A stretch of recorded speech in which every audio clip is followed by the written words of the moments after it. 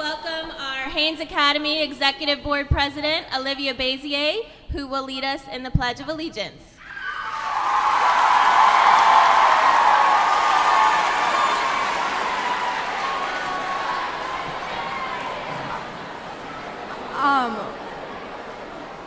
Will everyone please welcome the presentation of the colors by the Haynes Academy Air Force Junior ROTC.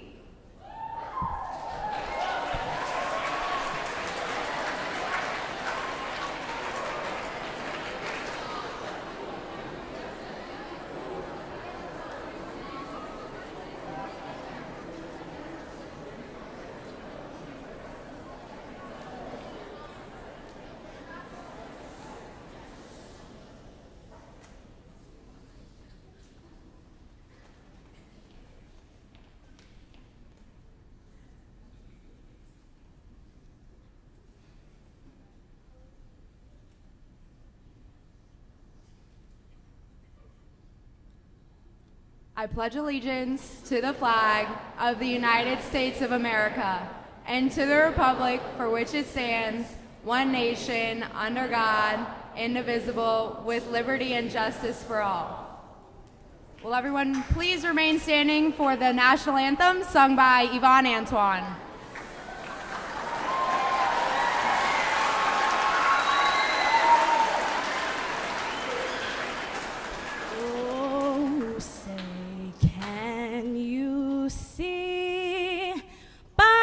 Dawn's early light, what so proudly we held at the twilight's last gleaming, whose broad stripes and bright stars through the perilous fight o'er the ramparts we watched were so gallantly streaming, and the rocket's red glare, the bombs bursting in air, gave proof through the night that our flag was still there.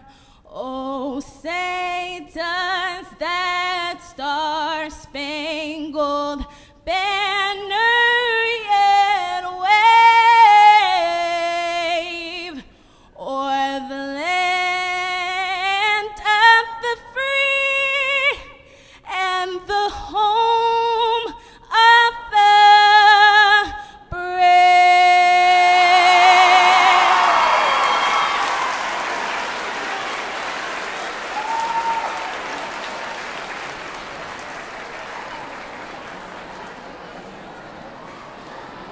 You may be seated. Students, please join me in giving a jacket pride welcome to our superintendent, Dr. Cade Brumley.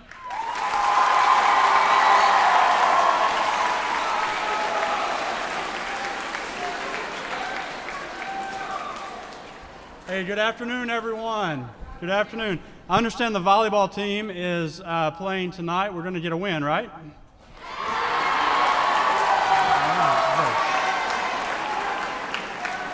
I tell you what, in honor of the volleyball team, you work hard the rest of today and take the next 2 days off, okay, in honor of the volleyball team.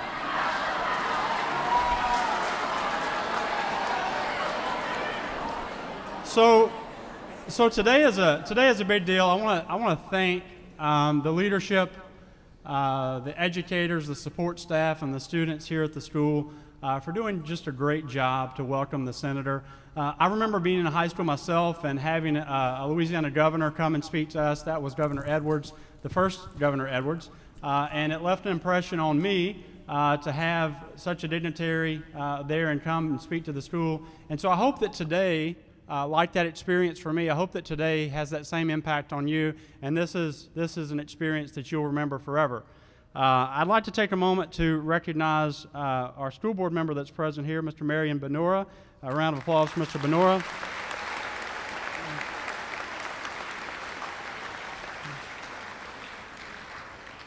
I know our time is brief, but I would like to recognize Ms. Gilson, Chief of District Affairs.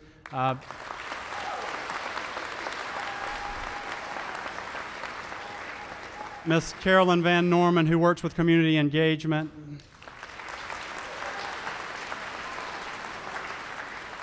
And Mr. Vincent, who works with technology. Mr. Vincent, would you please say?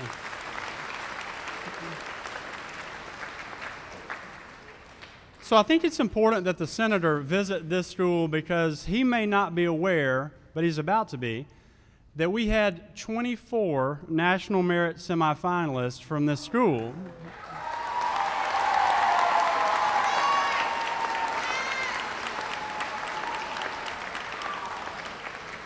And that is more than any public school within the state of Louisiana. So congratulations to this school.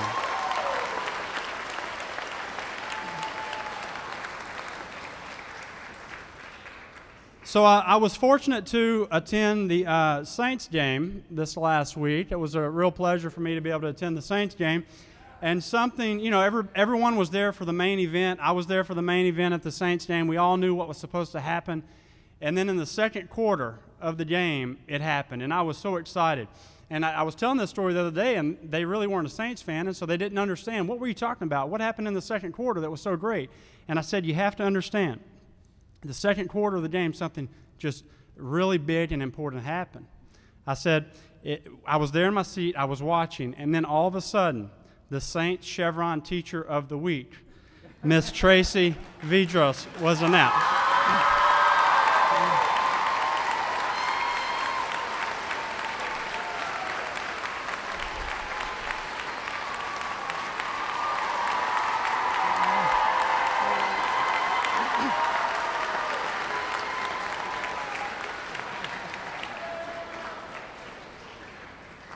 I'm really not sure if anything else happened at the game, but I was really excited about that. I was taking pictures, tweeting that out at Cade Brumley for those of you who are not following me.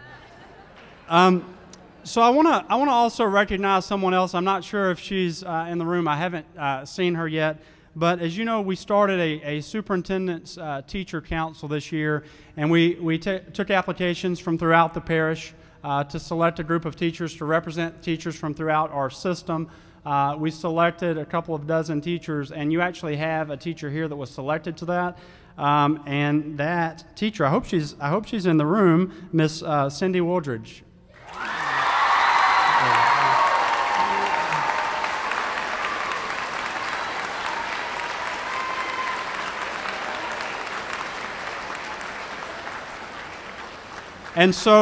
And so, educators, I want you to know you have a strong voice with Miss Cindy, because not only did she tell me the good and the bad during our first meeting, but she followed it up with additional emails. So you're in good hands with Miss Cindy. So thank you for that.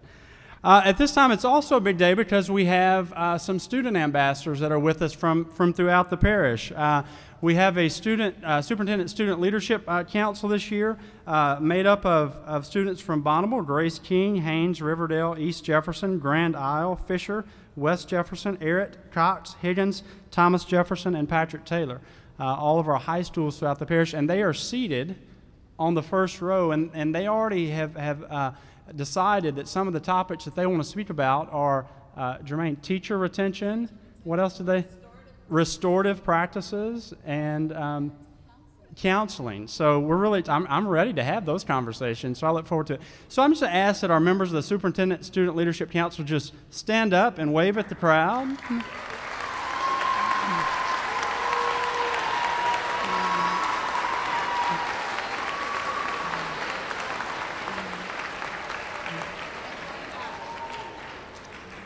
And I would also like to give recognition to our school, 2 hours from here, Grand Isle, who is Skyping in. Say hi, Grand Isle.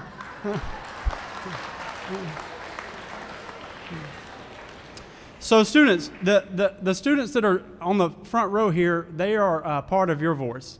And so they'll be pushing me throughout this school year and beyond on how can we get better as a system for kids. And so I definitely want to be a part of that, and I look forward to those conversations.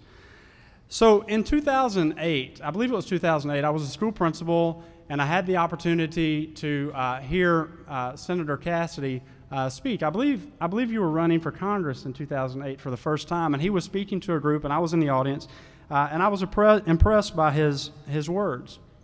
And so I'm really glad to have him here today in Jefferson Parish, which is the largest system in the state of Louisiana at 50,000 kids, the 98th largest system in America. And so we're glad to have him here. Anytime I've been in a meeting with the senator, I've been impressed at how he listens.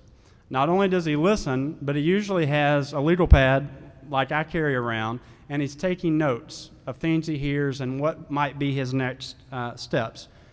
That does not mean that everyone in this city, in this parish, in this state will agree with everything that the senator does and says. But we will respect the senator because of the position he holds and because of the work that he does and the sacrifice that he provides and time away from his community and his family to represent the state of Louisiana and Washington, D.C.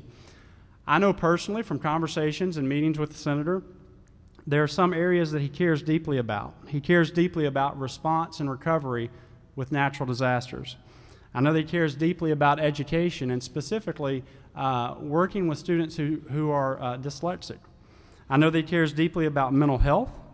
He cares deeply about the drug crisis, specifically the opioid crisis that we face in this region and throughout our country. And most recently, he has been doing work around student loan debt so that whenever college students go to school and they graduate from school, they're not saddled with a lifetime of debt to repay. So the way this will work, the good senator will speak, and after that, I think he'll take a few questions from the audience, and then Ms. Russo will dismiss as normal. But at this time, guys, help me give a round of applause to Senator Bill Cassidy.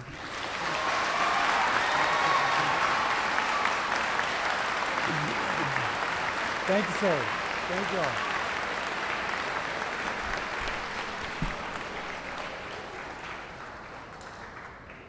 Hello, Yellow Jackets. How are y'all?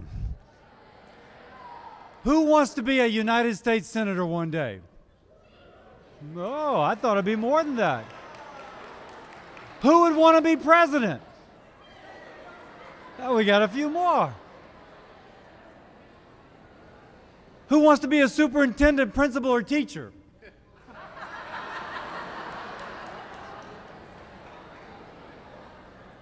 I kind of go through that because when I was 16 years old, I went to Washington, D.C., and I met a fellow, the congressman who represented the area of the state in which I lived. And we shook hands, had a picture taken, and I took that picture away. My father passed away, and I'm going through the house getting pictures. And I see that picture. And I thought, wow, I was in Congress at the time. I said, I did not realize it, nor did he. But the congressman I was shaking hands with, eventually I would be the congressman taking his place. I'm only 16. There was no way we would have known that. But it was like we were passing a baton. And one of you will take my place one day, or someone like you. One of you will be the senator from the state of Louisiana, or perhaps another state. Now, I said that once to a group of students like you, and a young man stood up on the back row, and he said, the congressman you shook hands with is my grandfather. I thought, whoa, space-time continuum. You know what I'm saying? We're just like reaching across. Now, believe it or not, one day, you will all be 61 years old like I am. Speaking to a group of folks who could never imagine that they would be 61, just like you can't imagine it now. But when you're 61, you will realize that's how our country works. That folks who are a little bit older invest in those who are a little bit younger, understanding that you will one day be that person upon which our country's future depends. It's fantastic. It is a great system. It is something that is, my grandfather came here as a baby from Ireland. And Steve Scalise's grandfather cut sugarcane, came from Sicily to cut sugarcane. And now both of us are incredibly privileged to represent our state in our nation's capital. One of you will. Now that said, I'm setting this up. I'd love to hear what questions y'all have. In a smaller group, I would sometimes make half of you the Senate and half of you, the House of Representatives, with a Supreme Court and a president, and we would decide what to have for lunch. It's incredibly hard.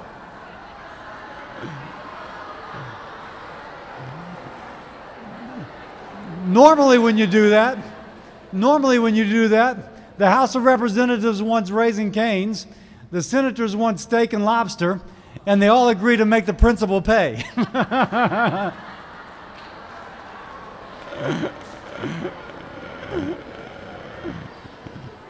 But we don't have time to find out that exercise in injustice.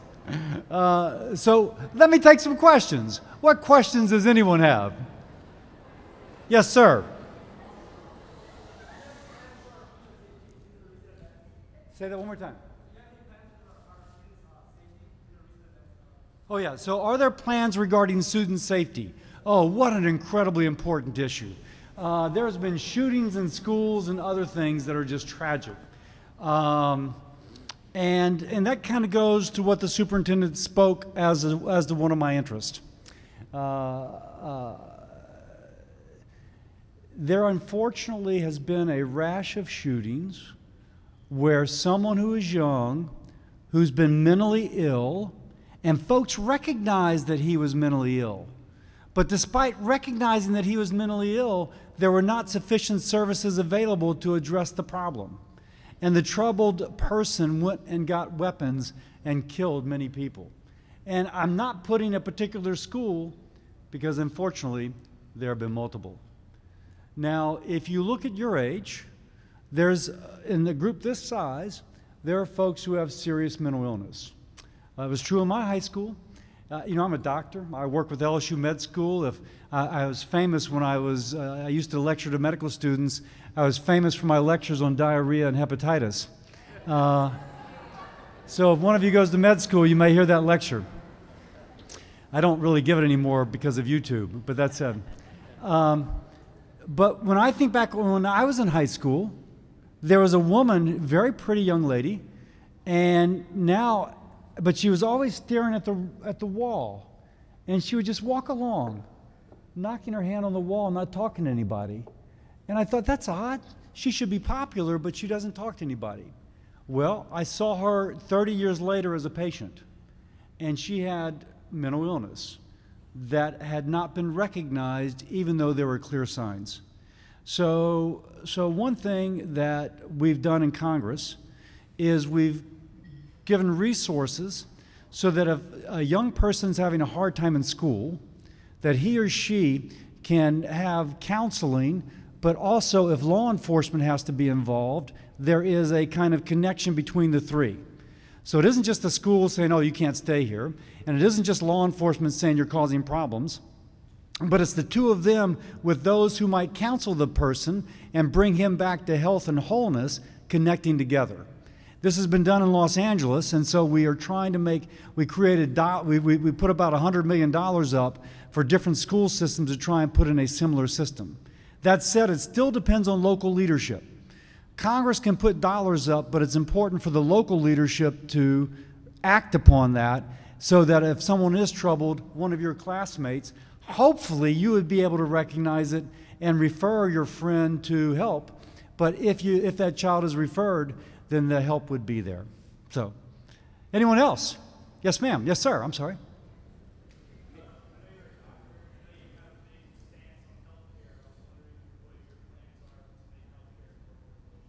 Yeah, so the question is, I'm a doctor, and what plans do I have to help make healthcare more affordable? On my website, cassidy.senate.gov, I have 8 pages of things to make healthcare more affordable. And one of them just got enacted into law. So I worked in the charity hospital system at Earl K. Long and Baton Rouge, which is like Baton Rouge version of Charity Hospital. And so my whole life was, how do you make healthcare available for those who otherwise don't have? One thing is the cost. I can tell you, if you speak to your parents, there's going to be some time when they went and got something done and they couldn't believe how much they had to pay. And they got the bill 6 weeks later and they thought, whoa, how much is this? Who buys a cell phone without knowing the price of it before you walk out the store? No one. You research it, you get the price, you get the results, you get da-da-da-da. We're trying to make that work for healthcare as well. Because if you can make healthcare more affordable, your premiums go down and you save money.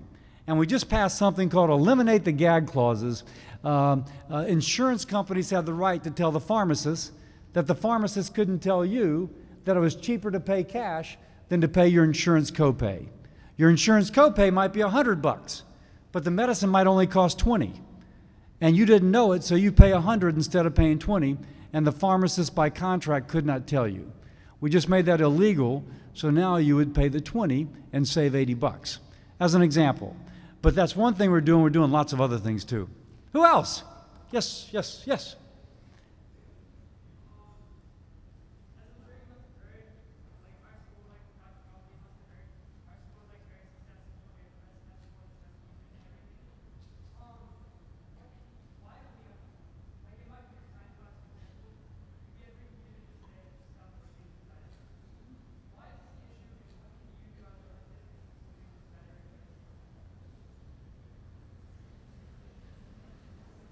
So he started off talking about how great your school is. It's a good lead-in.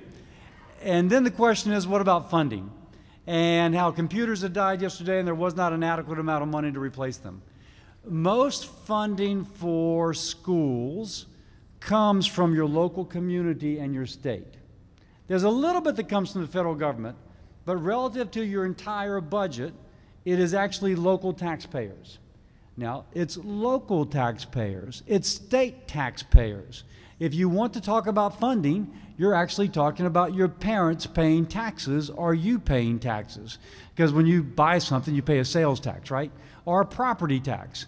And so if you want more funding for your school, there's two ways to go about it. Take the existing funding you're getting and making it more efficient, or to raise taxes, or to have the city or the parish or the state shift money from something else into education. Now, why do I go through that? Because you kind of know that.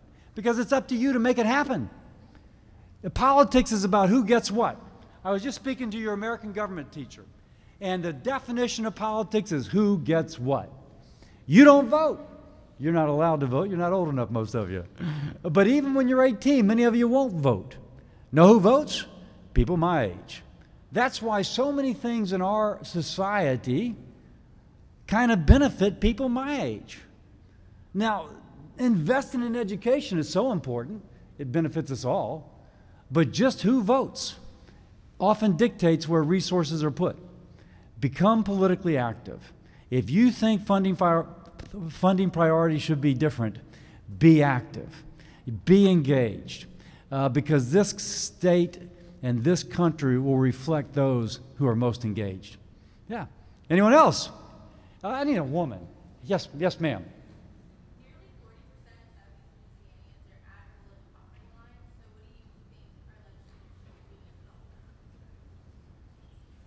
Another great question. 40% of Louisianians are at or below poverty level. What could legislators do to improve that? Great question. I will say, if you want sustainable prosperity, it's actually businesses which create the jobs. If you just expand government, sooner or later you don't have enough taxes in order to support all those government jobs. So what you need government jobs, teachers are government employees. I was a doctor working at Earl K. Long, I was a government employee. But ultimately it's individuals, it's families and businesses who pay those taxes. Now the states that are most prosperous have the most prosperous business sector. Now what can legislators do? I think we've done a pretty good job in Congress. We've cut regulations, we've cut taxes, and now the growth in our country's economy is at a level not seen for a decade. The unemployment rate among women is the lowest it's been since 1965. The unemployment rate among Hispanics and African Americans is the lowest in history since they started measuring statistics. The unemployment rate among veterans is the lowest it's been. If you want a job right now and you can pass a drug test, you can get a job. And so the role of the legislature is to put a system in place where business can prosper. Why is that important for you? Some of you are already in business. Some of you are at home on the internet or in some other way have started a business. Pretty cool. You want an internet environment that is conducive for you to be able to start a business, as opposed to being squashed by some big company that won't let you get started. So there's other things to do as well, but it's all about your ability to start your own business and create prosperity for you and for others, if you wish. Yeah. And back there was a question. Yes, sir. How can you help build up the TOPS program as college becomes a necessity for higher paying jobs? So, TOPS program, great issue. First, let me say that the TOPS program is a state program. It is not a federal program. And so that is your state legislator, number one. Number two, it's exactly what we just spoke about. The TOPS program reflects, by the way, just for honesty, I have a daughter on TOPS program, full disclosure. But if whoever votes, that's who gets the benefit. I'll say that. But the third thing, we just had somebody ask, so the thing about politics is that you have to take all this information and bring it in and come out with a decision which is fair for all. I will tell you there are some who criticize the TOPS program because they say that most people who benefit from the TOPS program could afford college anyway. And it would be better for society not to give a free ride for somebody like my daughter. I'm going to pay for her to get college no matter what, and rather direct those resources to the university so that the university can kind of up its game so it gets my tuition for my daughter, but it also still gets the money it would otherwise receive, and to direct most of that support to lower income Americans who otherwise could not afford college. That's the debate. I can tell you some people say, oh, the heck with that. The only benefit I get from my tax dollars is my child going to school in the TOPS program. So part of politics is trying to navigate between those two types of, or three or four types of arguments and coming up with what we as society can agree on. But if you get involved, TOPS is more likely to look like you want it to look. So, another? In the balcony? Yes?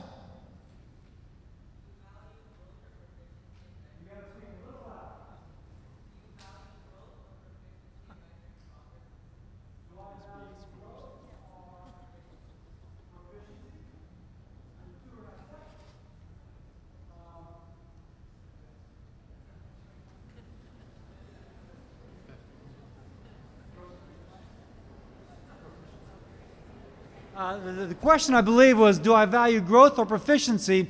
And I don't think you can separate the two. If you're going to grow as an economy, it means that you're good at something. The United States is really good at a lot of things. We are now producing more natural gas than anyone else in the world, which you would think is just because we have natural gas, but we also have a legal system which is conducive to it being produced. We also have an intellectual property system that came up with techniques to get it, and we also have engineers and roustabouts who know how to also drill. And because of that proficiency, we now have this growth. So I don't think you can separate those two.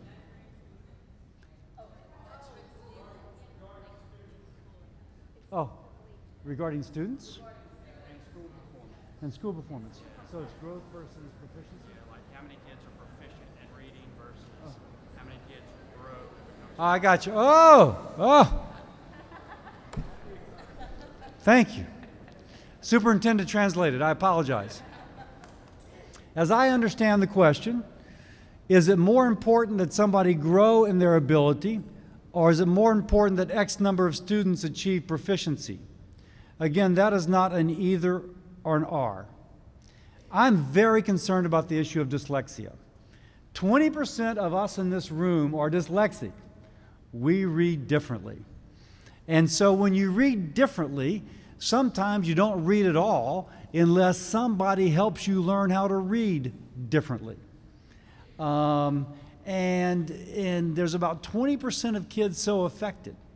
If you don't help them, they will never grow and they will never become proficient. When you begin to help, they don't grow right away. They don't get proficient right away, but they grow. So you have to measure growth, if only to be fair to those who start off at a more difficult level. But on the other hand, you also have to show that this growth ultimately leads to proficiency. So I will stay with my answer, even though I now understand your question better. You cannot separate the two. Maybe one more question? Yes, ma'am.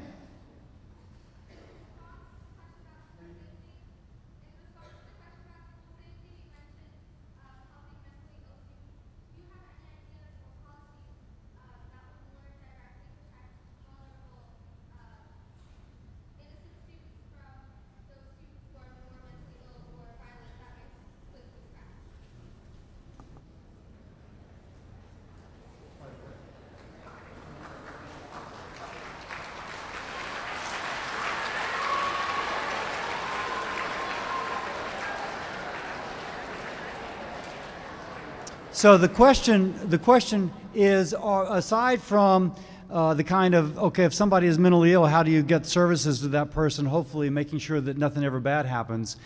Is there something more direct? And again, Congress has created lots of, allocated money, if you will, for local school systems to apply for, to hire a police officer who might stand at the door and can interrupt something from happening.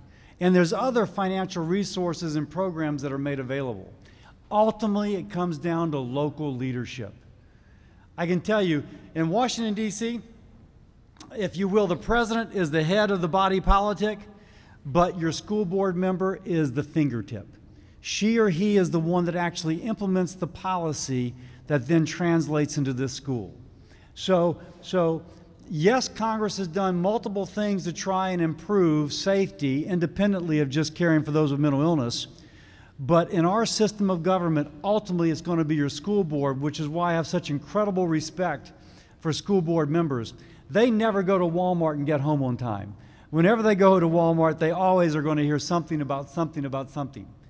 But it is up to them to translate that. And the fact that Haynes Yellow Jackets have more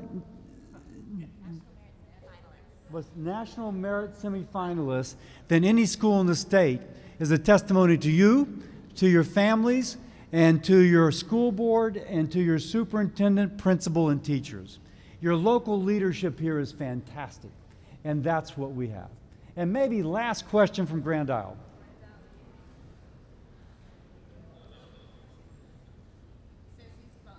She's fine. I will finish where I started. One of you is going to be, or someone like you is going to be the senator representing the state of Louisiana. If there is something I can do to help, let me know. You can log on and find where we are. If one of you wants to do an internship in Washington, D.C., you go off to college and you want to come do an internship, we like you to be 21. That way, if you're arrested, you're on your own.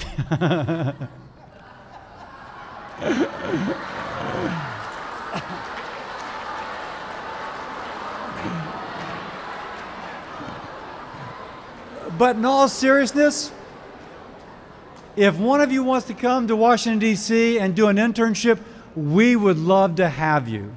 We will invest as much as you wish to have invested in you in order to make you more capable to be that person who 40 years from now stands in front of a bunch of very talented high school students and says, you know, one day I was in a meeting and the baton was passed.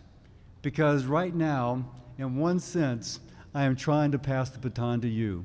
Thank you all very much for being willing to pick up that baton.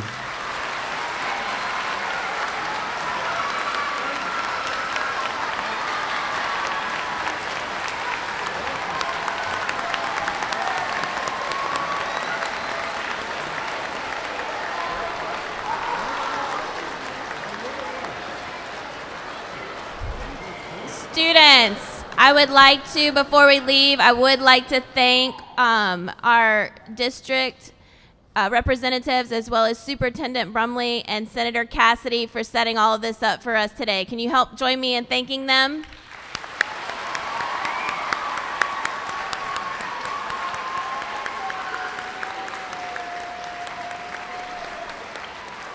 And also thank you to our staff and student council for decorating the gym for us today.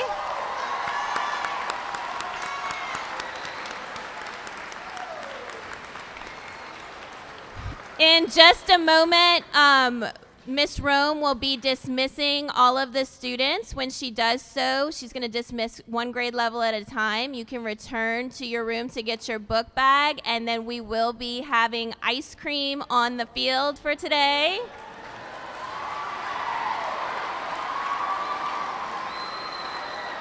So please remain seated until it's time for you to be dismissed. But thank you so much for your participation.